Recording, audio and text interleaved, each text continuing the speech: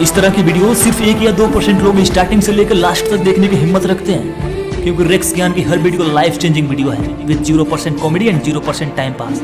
अगर आप भी उन 2% लोगों में से एक हैं तो ये पूरा वीडियो आपके लिए ही है। और हाँ, यदि आप नए हैं चैनल पे तो सब्सक्राइब करिए रेक्स ज्ञान को इसी तरह की और भी लाइफ चेंजिंग वीडियोस देखने के लिए।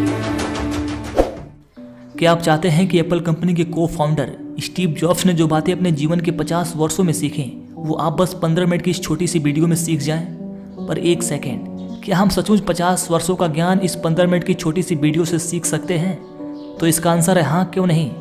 चलिए इसे एक एग्जाम्पल के थ्रू समझते हैं। एक किताब है जिसको लिखने में 25 वर्षों का एक लंबा समय लगा, तो इसका ये मतलब नहीं कि हमें भी इस किताब को पढ़ने में 25 वर्ष लग जाएंगे। नहीं, हम इस किताब को कुछ घंटे या कुछ दिनों में ही पूरा पढ़ सकते हैं। और जो 25 वर्षों की डीप रिसर्च है उसका ज्ञान हम कुछ घंटे या कुछ दिनों में ही पा सकते हैं। ठीक इसी तरह स्टीव जॉब्स ने स्टैनफोर्ड यूनिवर्सिटी में एक स्पीच दिया था जिसमें उन्होंने अपने जीवन से जुड़ी 3 कहानियां सुनाई।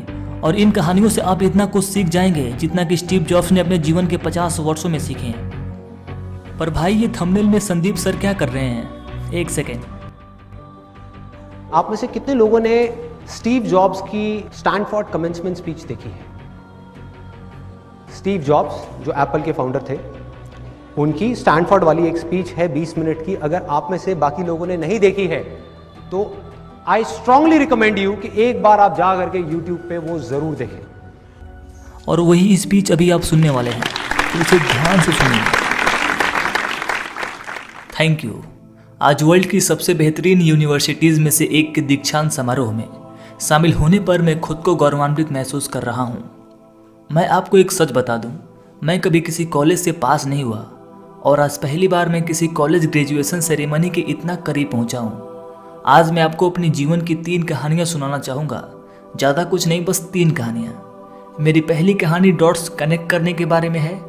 रीड कॉलेज में दाखिला लेने के 6 महीने के अंदर ही मैंने पढ़ाई छोड़ दी, पर मैं उसके 18 महीने बाद तक वहाँ किसी तरह आता जाता रहा। तो सवाल उठता है, मैंने कॉलेज क्यों छोड़ा? एक्चुअली इसकी शुरुआत मेरे जन्म से पहले की है। मेरी बायोलॉजिकल मदर एक यंग अनमैरिड ग्रेजुएट स्टूडेंट थी और वो मुझे किसी और को एडॉप्शन के लिए देना चाहती थी। पर उनकी एक ख्वाहिश थी कि कोई कॉलेज ग्रेजुएट ही मुझे अडॉप्ट करे। सब कुछ बिल्कुल सेट था। मैं एक वकील और उसकी वाइफ द्वारा अडॉप्ट किया जाने वाला था कि अचानक उस कपल ने अपना विचार बदल दिया और डिसाइड किया कि उन्हें एक लड़की चाहिए। इसलिए तब आधी रात को मेरे पेरेंट्स, जो तब वेटिंग लिस्ट में थे, उनको कॉल करके बोला गया, हमारे पास एक बेबी बॉय है, क्या आप उसे गोद लेना चाहेंगे? और उन्होंने झट से हाँ कर दी। बाद में मेरी बायोलॉजिकल मदर को पता चला मेरी माँ कॉलेज पास नहीं है और पिता तो हाई स्कूल भी पास नहीं है, इसलिए उन्होंने एडॉप्शन पेपर साइन करने से मना कर दिया। पर कुछ महीने बाद मेरे होने वाले पेरेंट्स के मुझे कॉलेज भेजने के आश्वासन के बाद वे मान गई।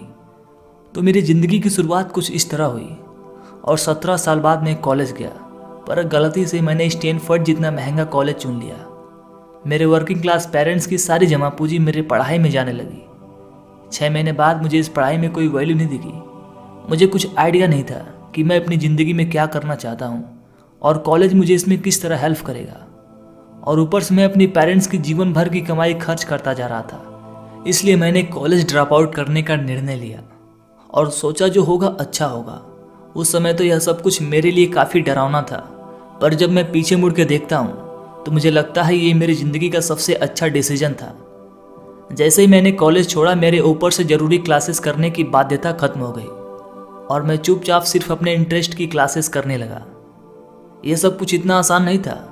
मेरे पास रहने के लिए कोई रूम नहीं था, इसलिए मुझे दोस्तों के रूम में फर्श पे सोना पड़ता था।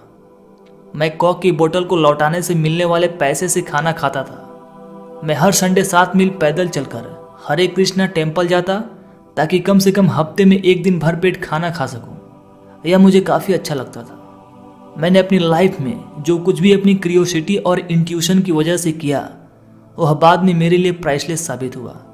Let me give you one example. उस समय रीड कॉलेज शायद देश की सबसे अच्छी जगह थी जहाँ कैलीग्राफी सिखाई जाती थी। पूरे कैंपस में हर एक पोस्टर, हर एक लेबल बड़ी खूबसूरती से हाथों से कैलीग्राफ किया होता था। चूँकि मैं कॉलेज से ड्रॉप आउट कर चुका था, इसलिए मुझे नॉर्मल क्लासेस करने की कोई ज़रूरत नहीं थी। मैंने तय किया कि मैं कैलीग्राफी की क्लासेस करूँगा और इसे अच्छी तरह सीखूँगा।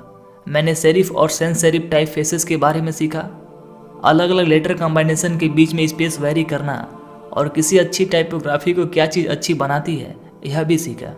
यह खूबसूरत था, इतना आर्टिस्टिक था कि इसे साइंस द्वारा कैप्चर नहीं किया जा सकता था और ये मुझे बेहद अच्छा लगता था। उस समय जरा सी भी उम्मीद नहीं थी कि मैं इन चीज़ों का यूज़ कभी अपनी लाइफ में करूँगा। लेकिन 10 साल बाद जब हम पहला मैकिंटॉश कंप्यूटर बना रहे थे तब मैंने इसे मैक में डिज़ाइन कर दिया और मैं एक खूबसूरत टाइपोग्राफी युक्त दुनिया का पहला कंप्यूटर बन गया। अगर मैंने कॉलेज से ड्रॉप आउट नहीं किया होता तो मैक में कभी मल्टीपल टाइप फेसेस या प्रोपोर्शनली स्पेस्ड फंड्स नहीं होते। और चूंकि विंडो ने मैक की कॉपी की थी तो शायद किसी भी पर्सनल कंप्यूटर में ये चीज़ें नहीं होती। अगर मैंने कभी ड्रॉप आउट नहीं किया होता तो मैं कभी कैलीग्राफी की वो क्लासेस नहीं कर पाता और फिर शायद पर्सनल कंप्यूटर में जो फंड्स होते हैं वो होते ही नहीं। ऑफ कोर्स जब मैं कॉलेज में था तब भविष्य में देखकर इन डॉट्स को कनेक्ट करना इम्पॉसिबल था, लेकिन 10 साल बाद जब मैं पीछे मुड़ के देखता हूँ तो मुझे ये सब कुछ बिल्कुल साफ नजर आता है। आप भी फ्यूचर में झांक कर इन डॉट्स को कनेक्ट नहीं कर सकते, आप सिर्फ पास्ट देखकर ये डॉट्स कनेक्ट कर सकते हैं। इसलिए आपको यकीन करना होगा अभी जो हो रहा है वह आगे चलकर किसी न किसी तरह आपके फ्यूचर से कनेक्ट हो जाएगा। आपको किसी न किसी चीज़ में विश्वास करना ही होगा, अपने गट्स में, अपनी डेस्टिनी में, अपनी ज़िंदगी या फिर अपने कर्मों में किसी न किसी चीज़ में विश्वास करना ही होगा, क्योंकि इस बात में बिलीव करना कि आगे चलकर डॉट्स कनेक्ट होंगे आपको अपनी दिल की आवाज़ सुनने की हिम्मत देगा, तब भी जब आप बिल्कुल अलग रास्ते पे चल रहे होंगे। And that will make the difference. मेरी दूसरी कहानी लव और लॉस के बारे में है। मैं जिस चीज़ को चाहता था वह मुझे जल्द ही मिल गई। वॉज और मैंने अपने पेरेंट्स के गैराज से एप्पल की शुरुआत की। तब मैं 20 साल का था। हमने बहुत मेहनत की और 10 साल में एप्पल 2 लोगों से बढ़कर $2 बिलियन और 4000 लोगों की कंपनी हो गई। हमने अभी 1 साल पहले ही अपनी फाइनेस्ट क्रिएशन मैकिंटॉश रिलीज़ की।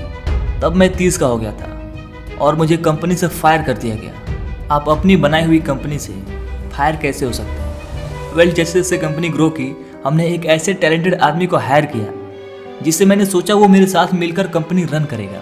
पहले 1 साल तक सब कुछ ठीक ठाक चला, लेकिन कंपनी के फ्यूचर विजन को लेकर हम दोनों में मतभेद होने लगे। बात बोर्ड ऑफ डायरेक्टर्स तक पहुंच गई और उन लोगों ने उसका साथ दिया।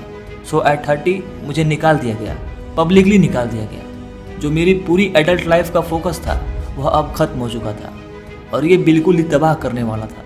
मुझे सचमुच अगले कुछ महीने तक समझ ही नहीं आया कि मैं क्या करूं। मुझे महसूस हुआ कि ये सब कुछ इतना आसानी से एक्सेप्ट करके मैंने अपने पहले की जनरेशन के एंटरप्रेन्योर्स को नीचा दिखाया है। मैं डेविड पकार्ड और बॉब नॉइज से मिला और उनसे सब कुछ ऐसे हो जाने पर माफ़ी मांगी। मैं एक बहुत बड़ा पब्लिक फेलियर था।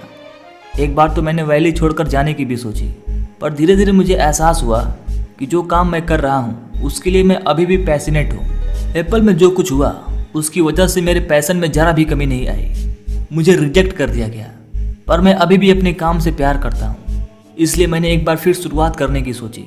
मैंने तब नहीं सोचा, पर अब मुझे लगता है कि एप्पल से फायर किए जाने से अच्छी चीज़ मेरे साथ हो ही नहीं सकती थी। सक्सेसफुल होने का बोझ अब बिगिनर होने के हल्केपन में बदल चुका था। एक बार फिर मैं खुद को बहुत फ्री महसूस कर रहा था। इस फ्रीडम की वजह से मैं अपनी लाइफ की सबसे क्रिएटिव पीरियड में जा पाया। अगले 5 सालों में मैंने एक कंपनी नेक्स्ट और दूसरी कंपनी पिक्सर स्टार्ट की। इसी दौरान मेरी मुलाकात एक बहुत ही अमेजिंग लेडी से हुई जो आगे चलकर मेरी वाइफ बनी। पिक्सर ने दुनिया की पहली computer animated movie toy story बनाई और इस वक्त यह दुनिया की सबसे सफल एनिमेशन स्टूडियो है। एप्पल ने एक अप्रत्याशित कदम उठाते हुए नेक्स्ट को खरीद लिया और मैं एप्पल में वापस चला गया। आज एप्पल नेक्स्ट द्वारा डेवलप की गई टेक्नोलॉजी यूज़ करती है। अब लॉरेन और मेरा एक सुंदर सा परिवार है। मैं बिल्कुल श्योरिटी के साथ कह सकता हूँ, अगर मुझे एप्पल से नहीं निकाला गया होता तो मेरे साथ यह सब कुछ नहीं होता। ये एक कड़वी दवा थी, पर शायद मरीज को इसकी ज़रूरत थी। कभी कभी ज़िंदगी आपको इसी तरह ठोकर मारती है। अपना विश्वास मत खोइए। मैं यकीन के साथ कह सकता हूँ कि सिर्फ मैं इसलिए आगे बढ़ा क्योंकि मैं अपने काम से प्यार करता था। I loved my work. आप रियली क्या करना पसंद करते हैं यह आपको जानना होगा। जितना अपने लव को फाइंड करना जरूरी है उतना ही उस काम को ढूंढना जरूरी है जिसे आप सचमुच इंजॉय करते हो। आपका काम आपकी ज़िंदगी का एक बड़ा हिस्सा होगा और ट्रूली सेटिस्फाइड होने का एक ही तरीका है कि आप वो करें जिसे आप सचमुच एक बड़ा काम समझते हो। और एक बड़ा काम करने का एक ही तरीका है कि आप वो करें जो करना आप इंजॉय करते हो। यदि आपको अभी तक वो काम नहीं मिला तो रुकिए मत, उसे खोजते रहिए। जैसा कि दिल से जुड़ी हर चीज़ में होता है, वो जब आपको मिलेगा तब आपको पता चल जाएगा। और जैसा कि किसी अच्छे रिलेशनशिप में होता है, वो समय के साथ साथ और अच्छा होता जाएगा। इसलिए खोजते रहिए, रुकिए मत। मेरी तीसरी कहानी डेथ के बारे में है। जब मैं 17 साल का था तो मैंने एक कोट पढ़ा जो कुछ इस तरह था, यदि आप हर रोज़ ऐसे जिएं जैसे कि ये आपकी ज़िंदगी का आखिरी दिन हो तो आप किसी न किसी दिन सही साबित हो जाएंगे। इसने मेरे दिमाग पर एक इम्प्रेशन बना दी और तब से पिछले 33 सालों से मैंने हर सुबह उठकर शीशे में देखा है और खुद से एक सवाल किया है, अगर ये मेरी ज़िंदगी का आखिरी दिन होता तो क्या मैं आज वो करता जो मैं करने वाला हूँ। और जब भी लगातार कई दिनों तक जवाब नहीं होता है, मैं समझ जाता हूँ कि कुछ बदलने की ज़रूरत है। इस बात को याद रखना कि मैं बहुत जल्द मर जाऊँगा मुझे अपने लाइफ के बड़े डिसीजन लेने में सबसे ज़्यादा मददगार होता है। क्योंकि जब मैं एक बार डेथ के बारे में सोचता हूँ तब सारी एक्सपेक्टेशंस, सारा प्राइड, फेल होने का डर, सब कुछ गायब हो जाता है और सिर्फ वही बचता है जो वाकई ज़रूरी है। इस बात को याद रखना कि एक दिन मरना है किसी चीज़ को खोने के डर को दूर करने का सबसे अच्छा तरीका है। आप पहले से ही नंगे हैं, ऐसा कोई रीज़न नहीं है कि आप अपने दिल की ना सुने। करीब 1 साल पहले पता चला कि मुझे कैंसर है। सुबह 7:30 बजे मेरा स्कैन हुआ जिसमें साफ साफ दिख रहा था कि मेरे पेनक्रियाज में ट्यूमर है। मुझे तो पता भी नहीं था पेनक्रियाज क्या होता है। डॉक्टर ने लगभग यकीन के साथ बताया कि मुझे ऐसा कैंसर है जिसका इलाज संभव नहीं है और अब मैं 3 से 6 महीने का मेहमान हूँ। डॉक्टर ने सलाह दी कि मैं घर जाऊँ और अपनी सारी चीज़ें व्यवस्थित कर लूँ, जिसका इनडायरेक्ट मतलब होता है कि आप मरने की तैयारी कर लीजिए। इसका मतलब कि आप कोशिश करिए कि आप अपने बच्चों से जो बातें अगले 10 साल में करते हैं वो अगले कुछ महीनों में कर लीजिए। इसका ये मतलब होता है कि आप सब कुछ सुव्यवस्थित कर लीजिए कि आपके बाद आपकी फैमिली को कम से कम परेशानी हो। इसका ये मतलब होता है कि आप सबको गुड बाय कर दीजिए। मैंने इस डायग्नोसिस के साथ पूरा दिन बिता दिया। फिर शाम को मेरी बायोप्सी हुई जहां मेरे गले के रास्ते पेट से होते हुए मेरी इंटेस्टाइन में एक एंडोस्कोप डाला गया और एक सुई से ट्यूमर से कुछ सेल्स निकाले गए। मैं तो बेहोश था, पर मेरी वाइफ जो वहां मौजूद थी उसने बताया कि जब डॉक्टर ने माइक्रोस्कोप से मेरे सेल्स देखे तो वो रो पड़ा। दरअसल सेल्स देखकर डॉक्टर समझ गया कि मुझे एक दुर्लभ प्रकार का पेनक्रियाटिक कैंसर है जो सर्जरी से ठीक हो सकता है। मेरी सर्जरी हुई और मैं सौभाग्य से अब ठीक हूँ। मौत के इतना करीब मैं पहले कभी नहीं पहुँचा और उम्मीद करता हूँ कि अगले कुछ दशकों तक पहुँचूँ भी नहीं। ये सब देखने के बाद मैं और भी विश्वास के साथ कह सकता हूँ कि डेथ एक यूजफुल बट इंटेलेक्चुअल कॉन्सेप्ट है। कोई मरना नहीं चाहता, यहाँ तक कि जो लोग स्वर्ग जाना चाहते हैं वो भी। फिर भी मौत वो मंजिल है जिसे हम सब शेयर करते हैं। आज तक इससे कोई बचा नहीं है और ऐसा ही होना चाहिए, क्योंकि शायद मौत ही ज़िंदगी का सबसे बड़ा आविष्कार है। ये ज़िंदगी को बदलती है, पुराने को हटाकर नए का रास्ता खोलती है। और इस समय नए आप हैं, पर ज़्यादा नहीं। कुछ ही दिनों में आप भी पुराने हो जाएंगे और रास्ते से साफ हो जाएंगे। इतना ड्रामेटिक होने के लिए माफ़ी चाहता हूँ, पर यह सच है। आपका समय सीमित है, इसलिए इसे किसी और की ज़िंदगी जीकर व्यर्थ मत कीजिए। बेकार की सोच में मत फंसिए।